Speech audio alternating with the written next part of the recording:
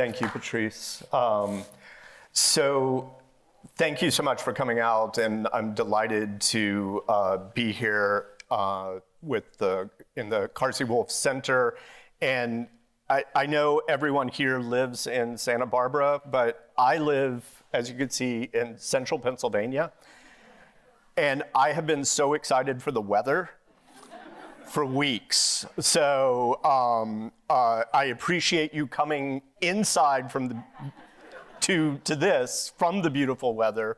And I was gonna just provide a bit of an introduction about the adventure of this project and talk a little bit about what Japanese paper films are, because before I got involved with the project, I'd never really heard of them. I think very few people within Japan know about them, and certainly people outside of Japan know even less.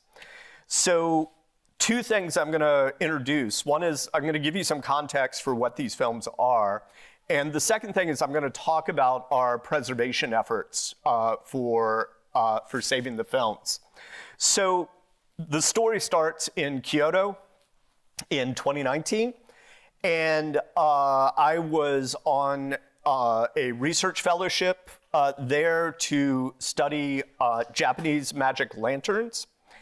And I was very, very excited to start my work. And my first day in Japan working was going to the Kyoto Toy Film Museum, which is an amazing place if you get a chance to go to Kyoto.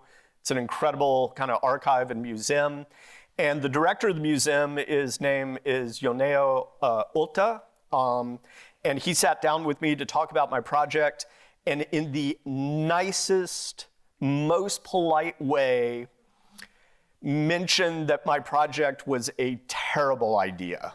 And so this is after moving my family 6,753 miles to Kyoto. And I'm really starting to get worried about what I'm gonna tell my wife that evening.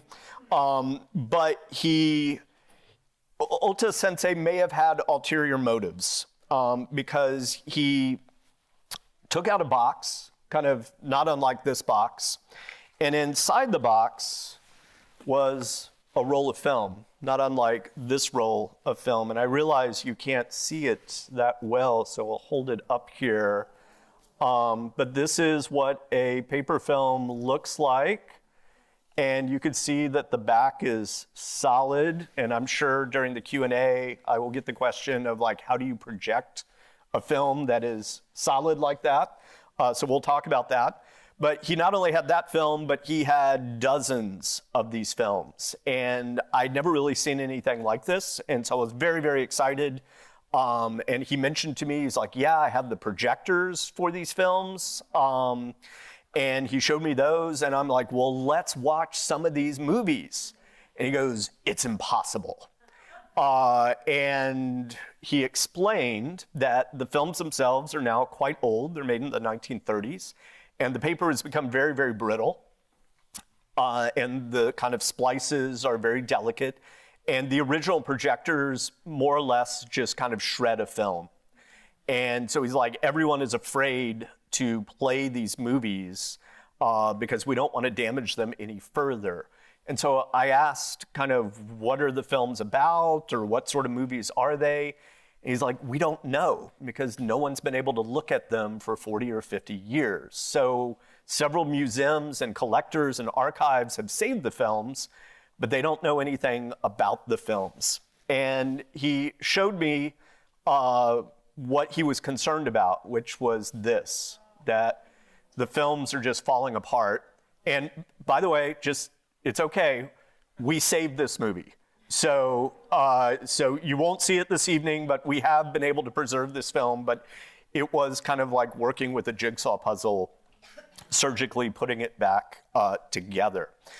So the films themselves have a bit of an odd history. There were three main manufacturers that worked from 1932 to 1938. Two were based in Tokyo, one was based in Osaka. And of course, if you know your history, these were also the two cities that were most firebombed by US forces. So very few paper films survive. They're incredibly rare. The films themselves are 27 millimeter, except when they're 26 or 28.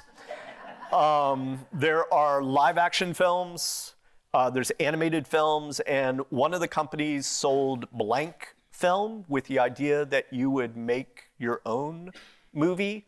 And we have actually found and preserved some of these films. You will see a kind of partial version of one of these this afternoon. They run about 1 to 4 minutes. And there are some films that are multi-part films where it's continued from reel to reel of the film. The films, unlike 35 millimeter film, have the perforations at the top and bottom of the frame. 2 companies had a single perforation. 1 company had 2 perforations. They each sold their own proprietary projectors.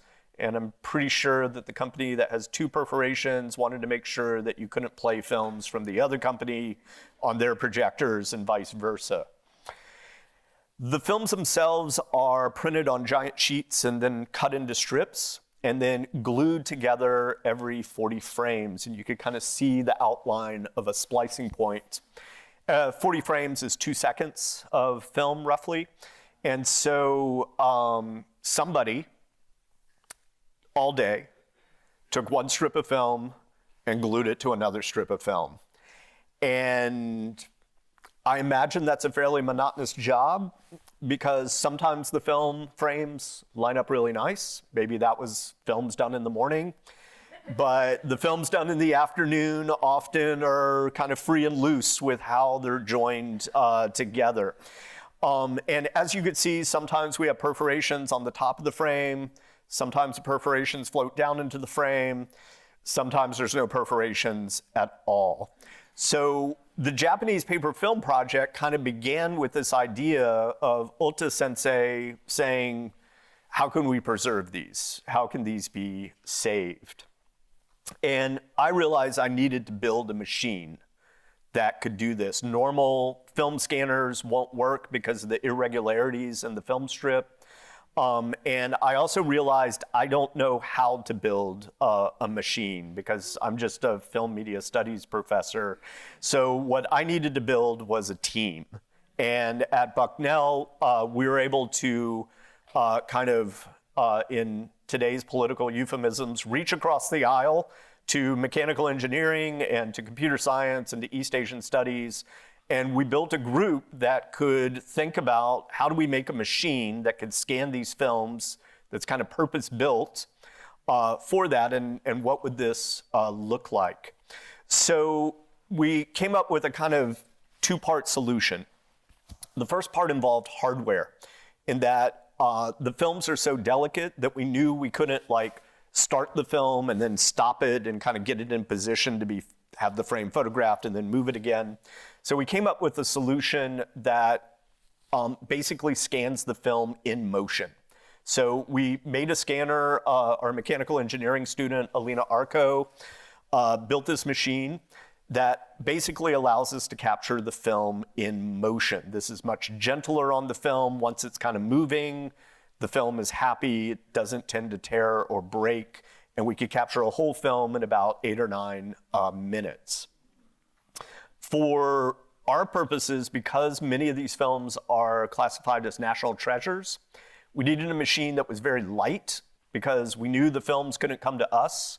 And so we had to go to the films. So we wanted something small, portable, something that could be relatively fast so that we weren't moving into an archive for a month or 2.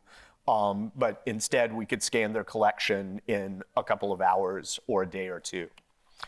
The other part of the solution was software. Because we were capturing the film in movement, that's not a very entertaining way to look at a movie. So what we did is create bespoke software that more or less used machine learning and image recognition to find what we call good frames. So the red is bad, that's a good frame. So we wanted it to kind of align to a kind of arbitrary point, and more or less pull out each of these frames once the film strip was lined up. So here we would take all the good frames and line them up together as a kind of new film. And so instead of the raw scan, we get our first stabilization. And this starts now looking like a movie.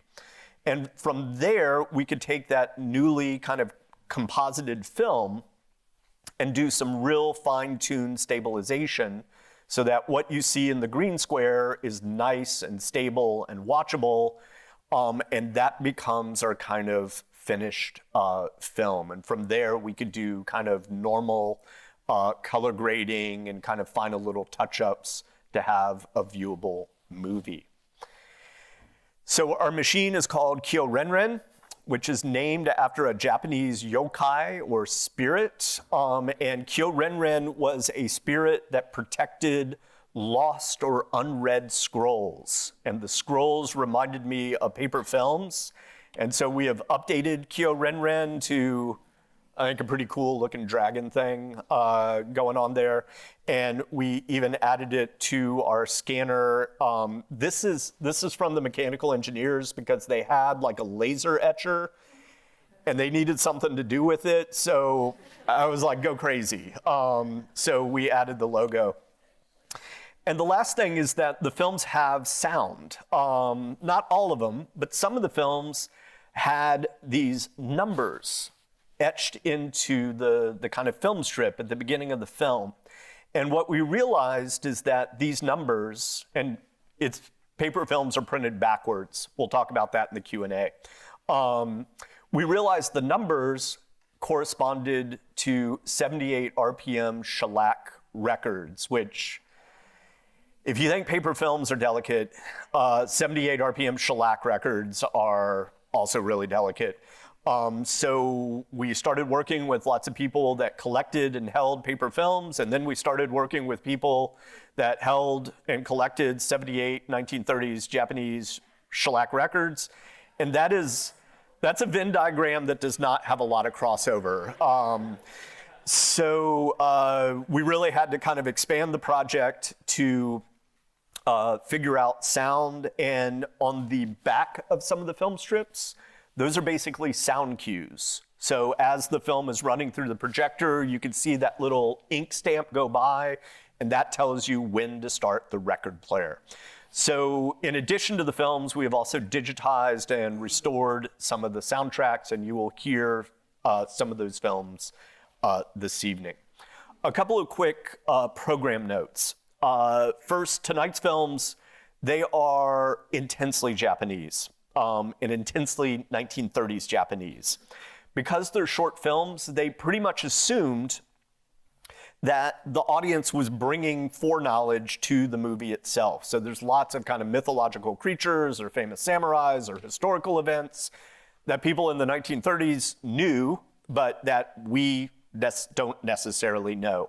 So some of the films have kind of cards before them that explains a little bit what's going on. But there may be some films that just make no sense to you, and that's okay. Just enjoy the music and enjoy the images. The second thing is that this is a preservation project, not a restoration project. So our goal is to scan the films with as high a fidelity as possible, but we don't do any restoration work on them. So you're gonna see dirt, you're gonna see scratches. If you have a really, really, really good eye, you're gonna see fingerprints on some of the films. And we think these material artifacts tell us a lot about the movie. And you'll see one film where the back of the film becomes very revelatory. And we think it's important to keep these artifacts in there rather than to clean them and make them like digitally pure or anything like that. So for us, part of this is knowing that it's both film and paper. And then the final thing is that the films themselves are, some are just adorable. And it's very easy to get seduced by how cute and adorable and enjoyable and pleasurable these movies are. But context is really important. So this is 1930s Japan. The Second Sino-Japanese War is happening Japan is becoming increasingly militaristic and nationalistic, and leading up until World War II.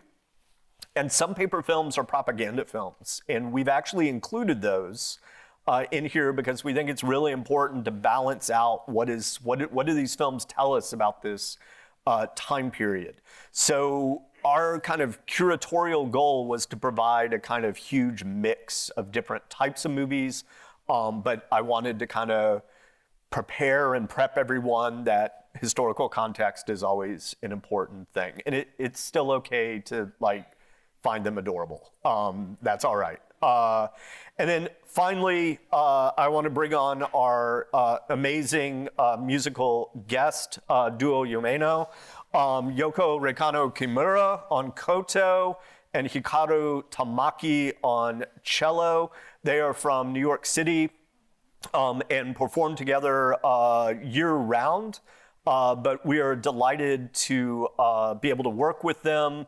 And they have done kind of amazing work with composing music, particularly for these exact films. And it's been a delight having them. So please welcome them to the stage.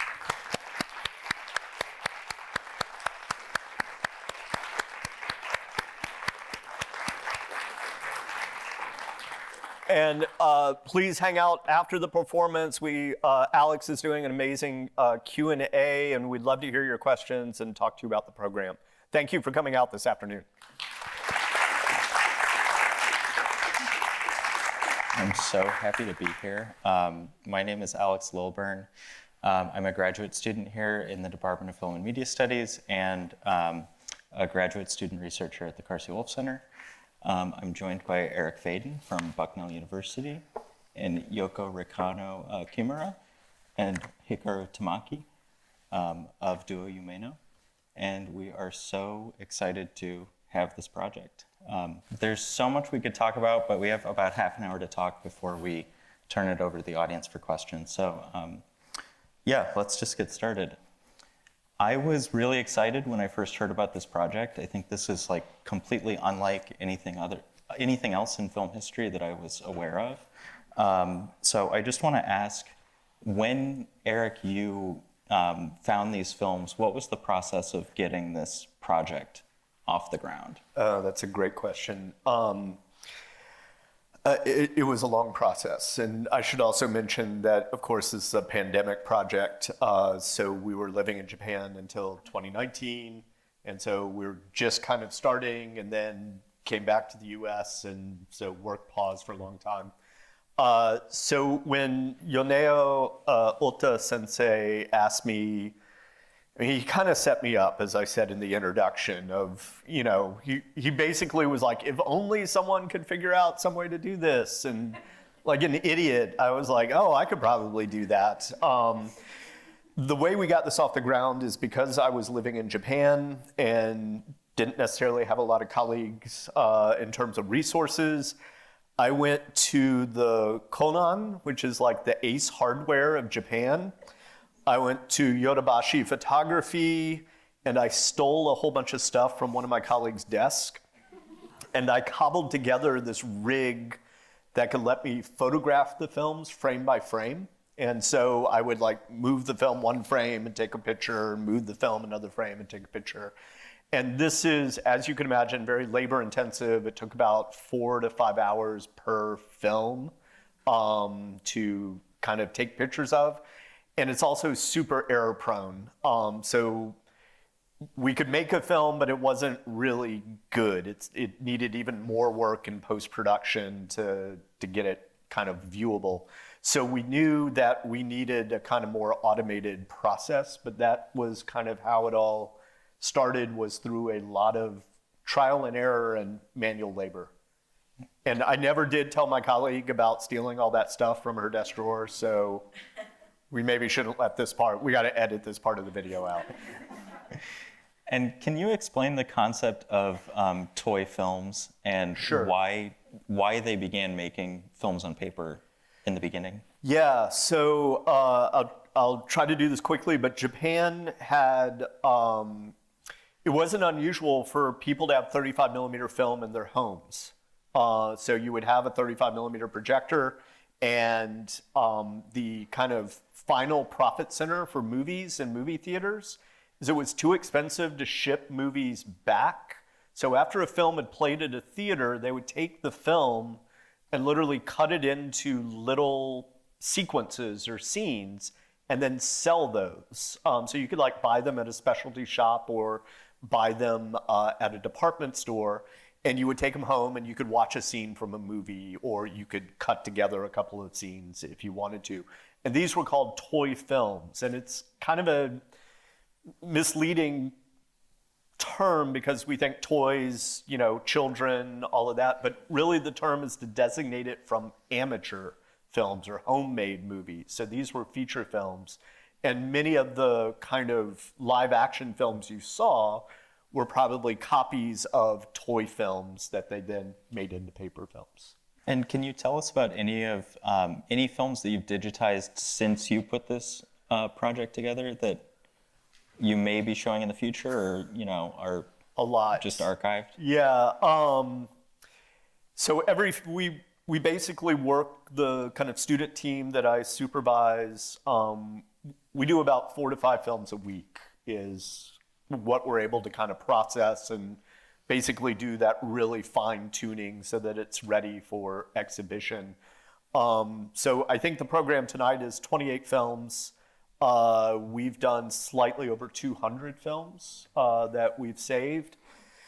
And so there's just an incredibly eclectic range of things. We do have several kind of hand-drawn films, which are fascinating. And I guess I mentioned to Alex beforehand, but I did a Q&A a couple weeks ago, and every question was, I don't know, because this looks like a nice complete program, but nobody could study these films until you could see them.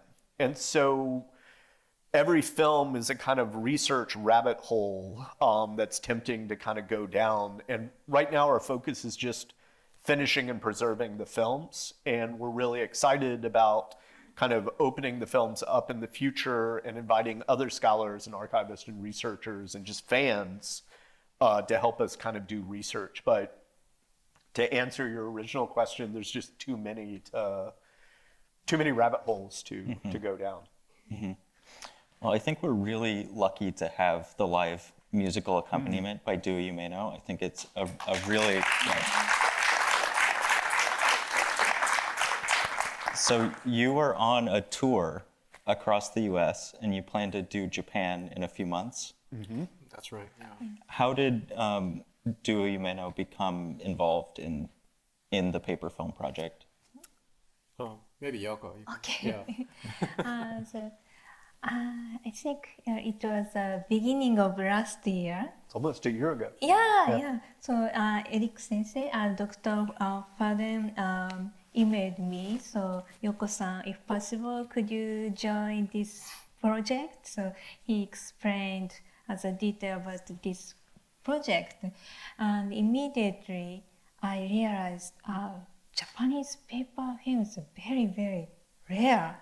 Mm-hmm. And because my husband, Hikaru, he's a big fan of cinema, and so we sometimes watch very unique films, but we never see paper films.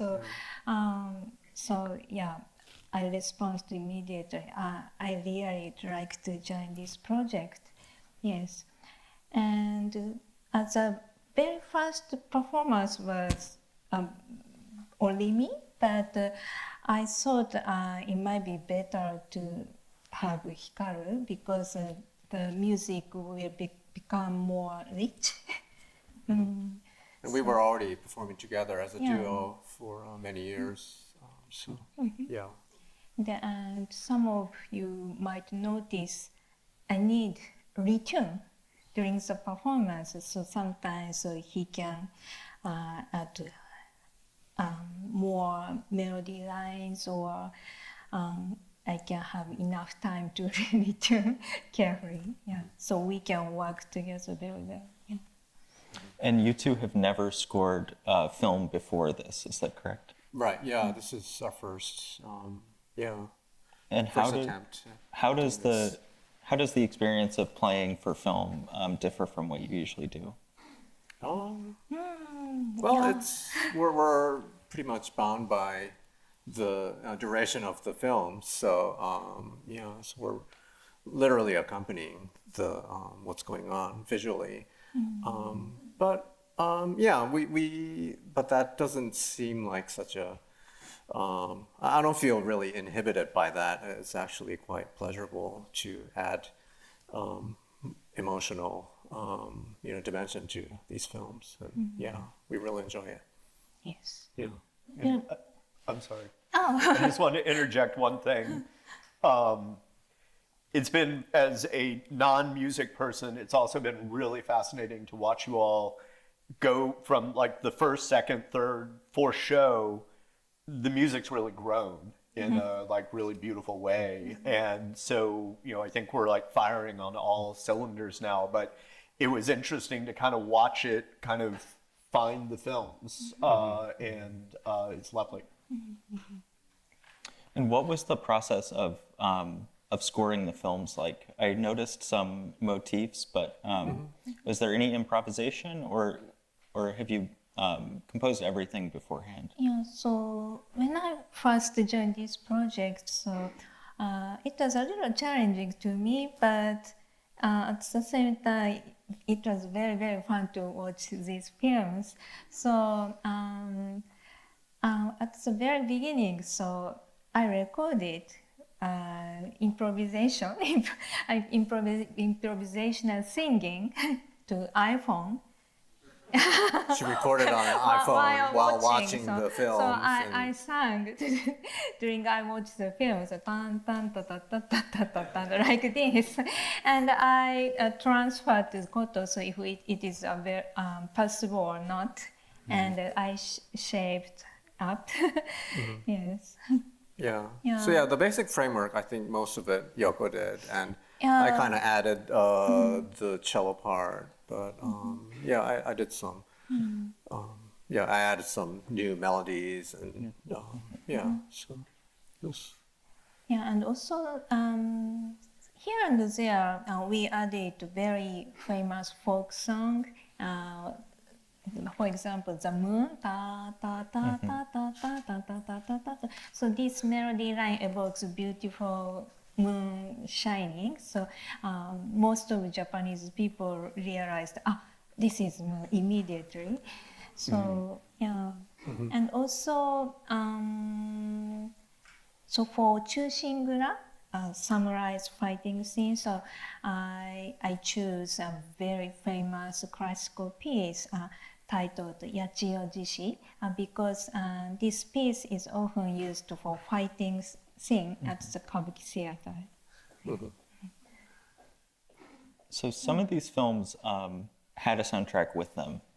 And there was also a practice around this time in Japanese cinema of the benchi. Can you talk a little bit about the benchi and maybe some of the things we saw? Sure. So in Japan, especially as a kind of more, it's a country that joined, had a very isolationist policy and kind of slowly joined in with the West and trade and so on and so forth. But with new media like cinema, there was a tendency to try to kind of normalize it or explain it. And this developed into a narrator, especially during the early cinema period, that would kind of narrate the films to explain to audiences, here's what's going on. And this continued into the sound era in Japan. And in fact, benchi, there were hundreds, possibly thousands of benchi.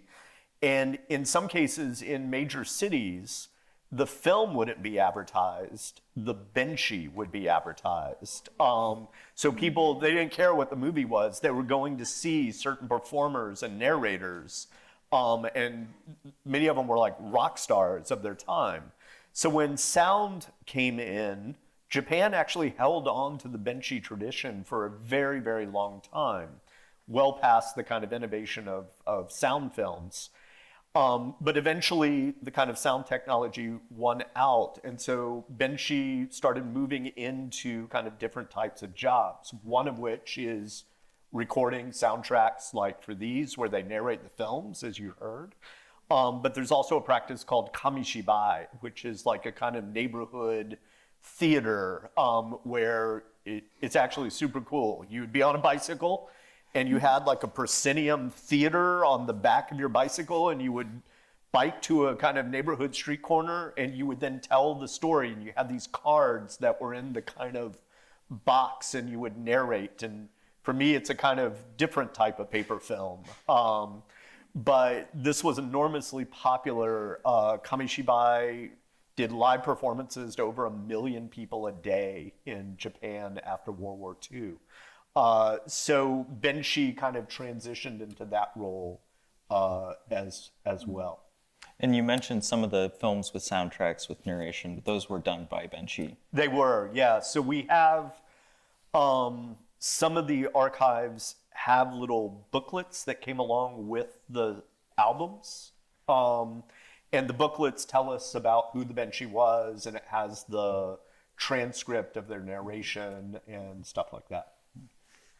And I want to go back a little bit to the technical side of the paper films. Can you explain how the projector worked that originally projected these films? Yes. So I'm going to use hand things here. So let's pretend this hand here is like a strip of celluloid film.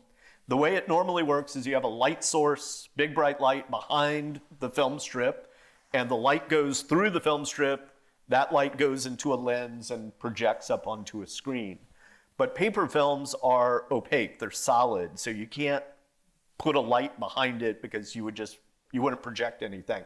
So instead, the light is in front of the film strip, and it's very, very bright, and it basically produces so much light that it bounces the light from the film strip into a lens, and that's what projects it up on screen.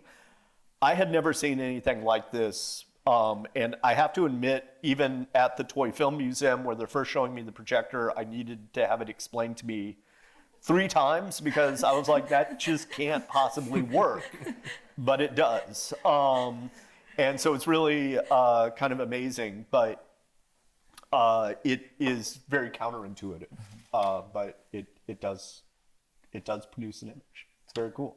And how were the films? So we had a mix of animation and live action.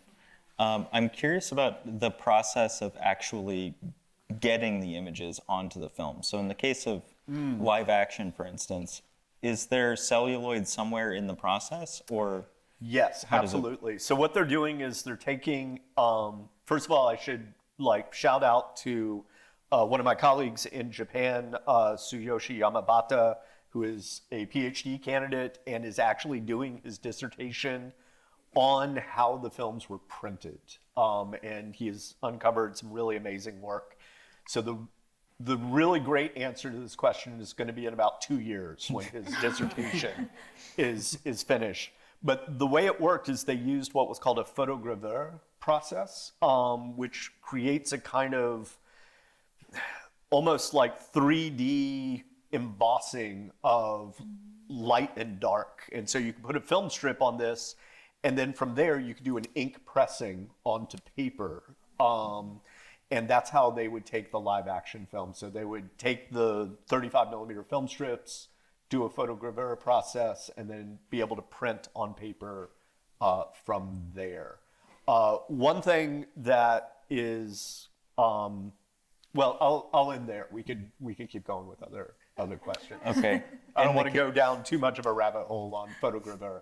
In the case of animation, is it much simpler that it was just done by hand? Yeah, so that was just drawn and then printed.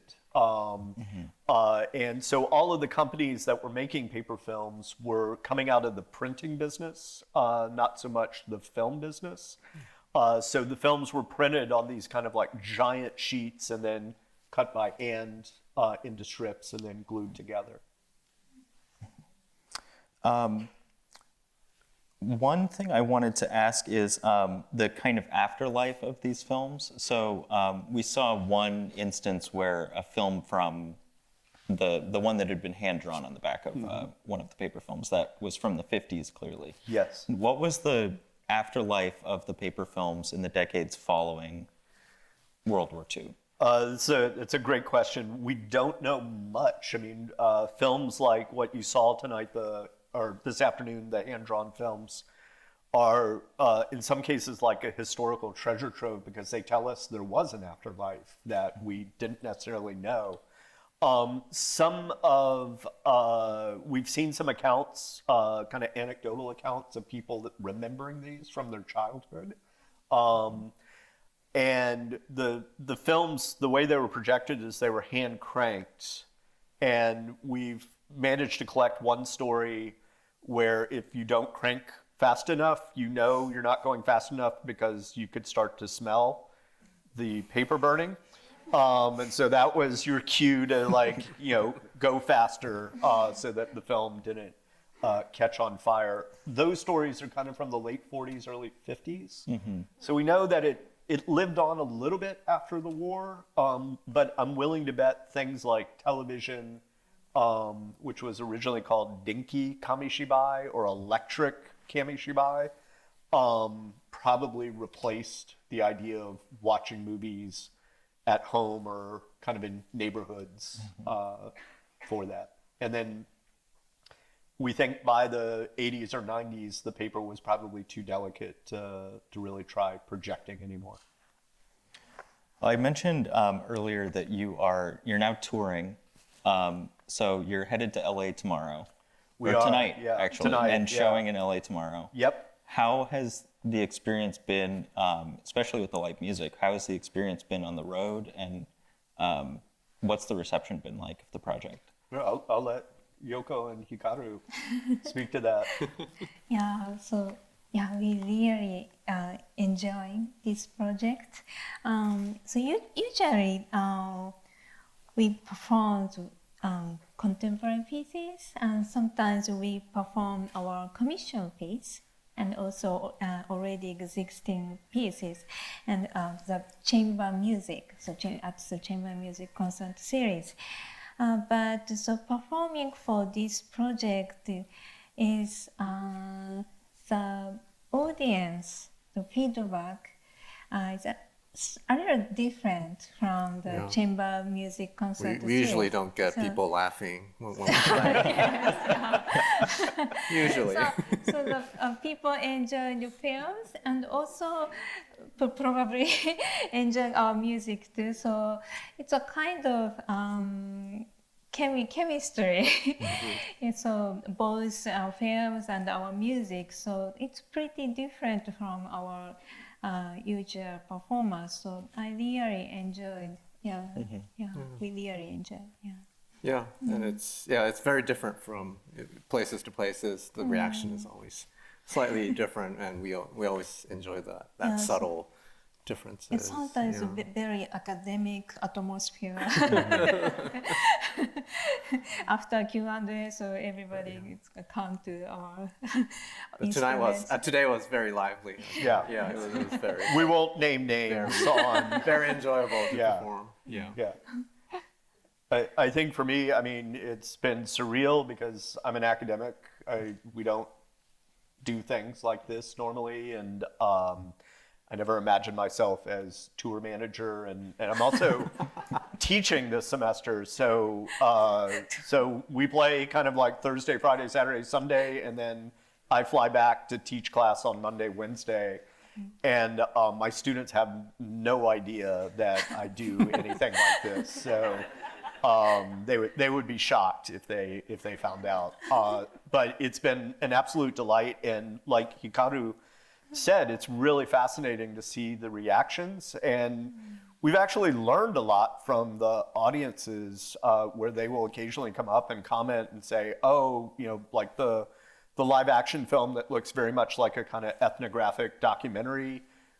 We had an expert in the audience that was an anthropologist and is like, I know exactly where that is, and we didn't. And in many ways, this project seems like, as I mentioned, kind of put together, but it's really the beginning of research on these films. Now that we can finally see them and watch them, we could actually have kind of other experts and kind of researchers start helping us fill in the historical blank. So that also has been a really pleasurable part of being able to show these films to a wider audience.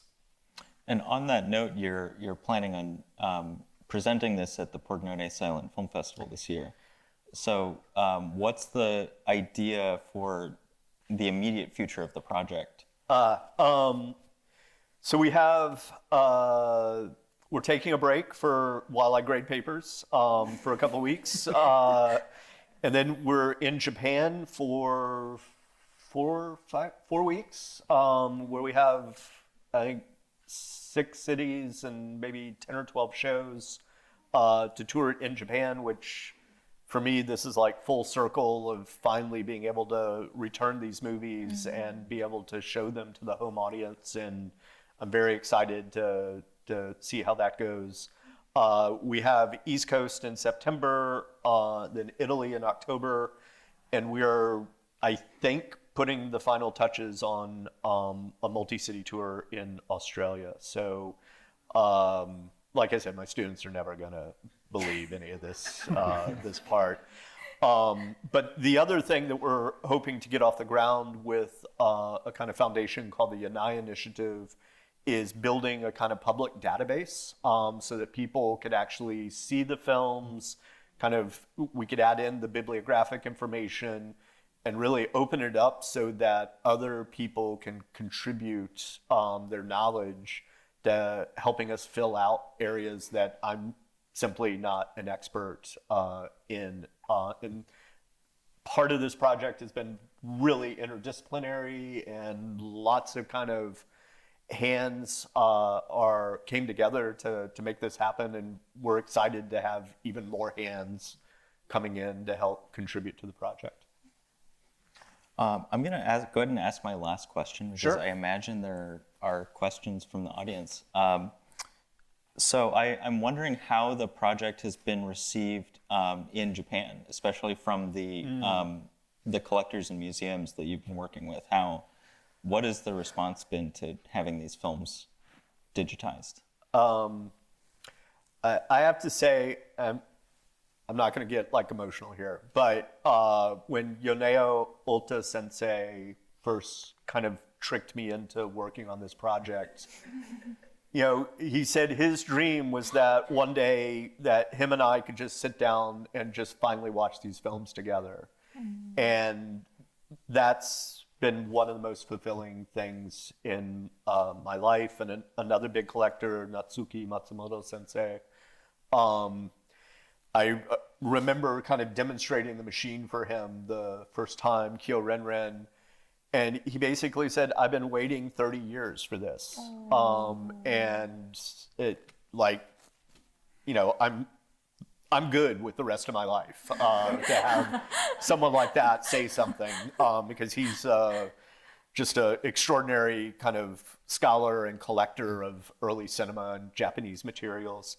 So that's incredibly gratifying. And I think approaching this project, especially as a non-Japanese person, has been to try to be as kind of cooperative and collegial and respectful of how valuable and important these materials are. And we've just been incredibly welcomed. And it's been just a fantastic collaboration.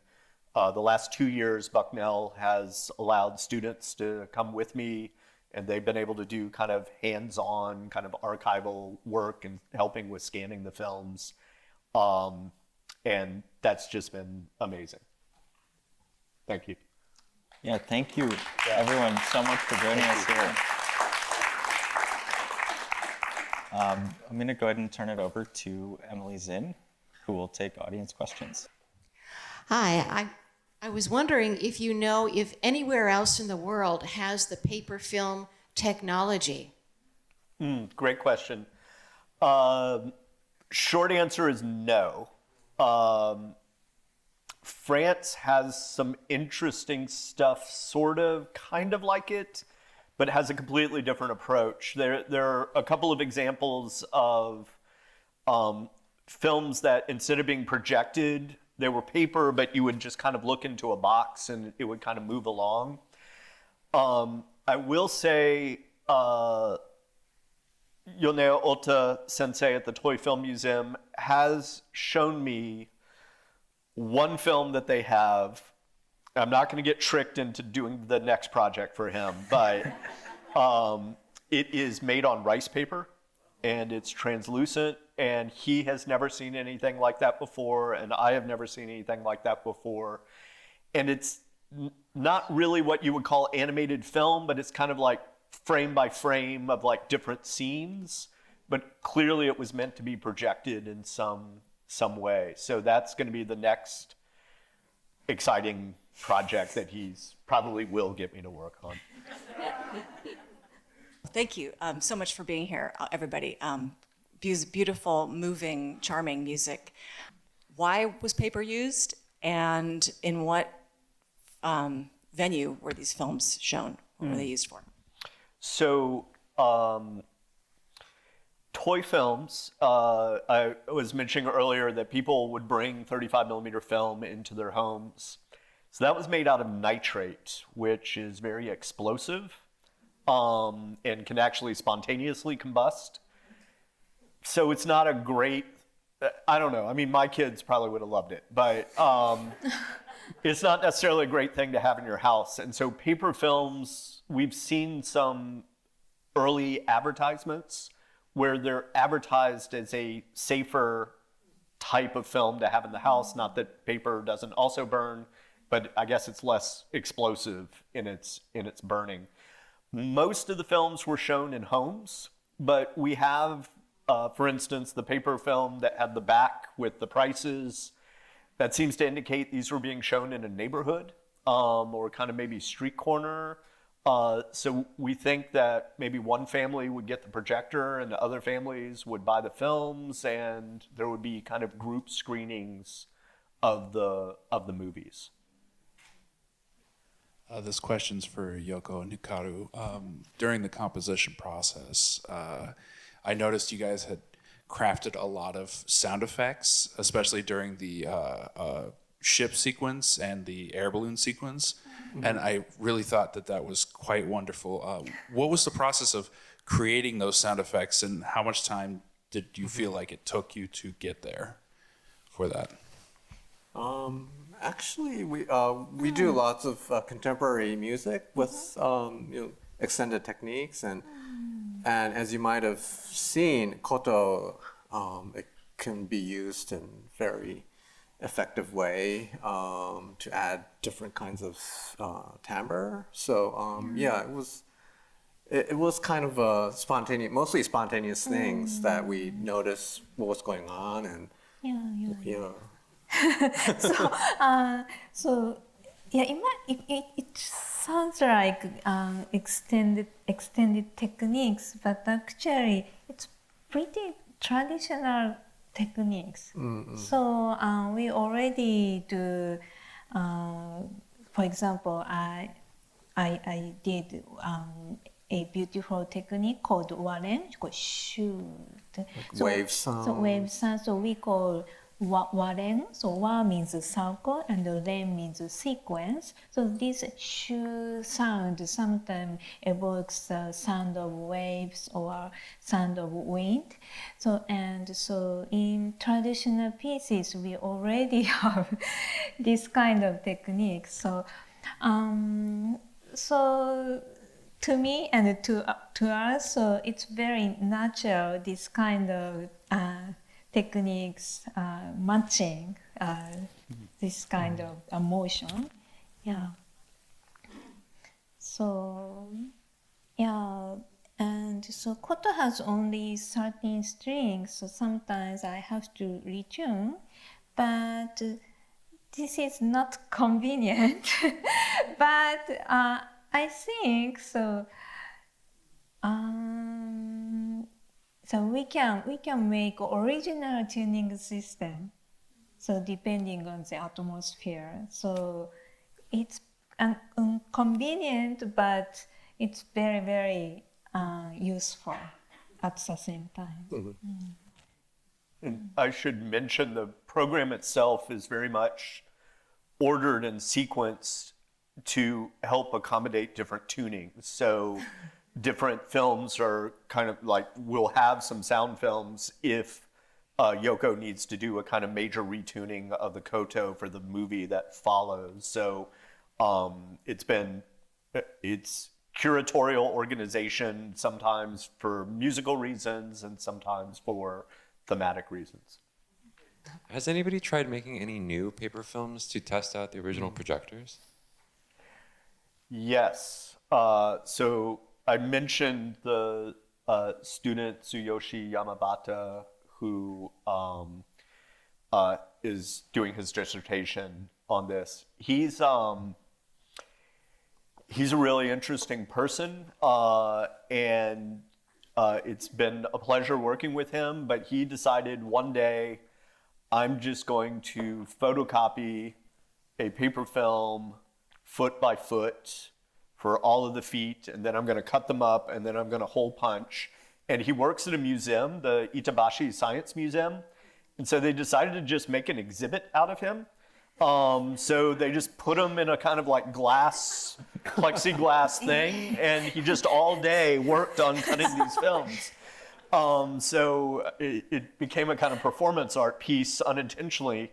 But at the end of it, he had basically a complete kind of copy on what we might call safe paper that could then be run through a projector. And so if you go to Tokyo, you could go to the Itabashi Science Museum and see a kind of replica paper film run through a 1930s projector. And he's a great person for doing something like that and then having the idea that this should be performance art. So he's awesome. Thank you for a really remarkably wonderful performance today. I just wanted to ask about, you have the subtitles in English. I wanted to know about whether you're doing that with all of them, who's doing that, and that part, as well as for Japanese audiences, there are still a few, benshi, and are you thinking about adding in anything with, some kind of creative project where benshi voices would be added to any of these? Amazing that you asked that. So the summer tour in Japan this summer will have benshi. The Yanai Initiative last year organized a tour of benshi across the United States, and so we're collaborating with them. And the Japan tour will be a bit different in that we will have still music, some films with music and benshi, some films with the original soundtracks, and possibly even doing some film half benshi, half original soundtrack, so people could kind of hear how it transitions. In terms of the Japanese, my colleague Elizabeth Armstrong at Bucknell University did the kind of first rounds of subtitling for the film, and then Toru Kawamoto at Osaka City University did the kind of final approvals. And subtitling is hard. Full stop. Subtitling is hard, but these films, because they were hand cranked, it's especially challenging to try to get all the subtlety of the Japanese. And somebody was here that is Japanese because you were laughing at Animal Olympics for some lines that we hadn't subtitled. So I know you're out there. But in the subtitling, we tried to be as kind of both translating into English as well as translating the spirit of kind of what's being trying to be conveyed on there. So we had kind of 2 rounds of subtitling. And I will say Animal Olympics was a gift because our biggest challenge is figuring out how to sync the soundtrack with the speed of the film. Because they were hand cranked, we don't know the speed. And every time that dog barked or there was a wolf or whatever, it gave us a synchronization point. And so I really love that film because it synced together. One of our audio supervisor is a person named Ryan Hullings, who's with the Criterion Collection. He's the audio supervisor for Criterion, and he thought this would be a special challenge to work with 78 RPM shellac records. And I remember him seeing Animal Olympics the first time and getting a kind of nod from him of like, really good synchronization on that one. So I will always be very fond of that film. Well, so much for coming to join us, and thank you for coming out to the Parts of Lift Center. Thank you very much.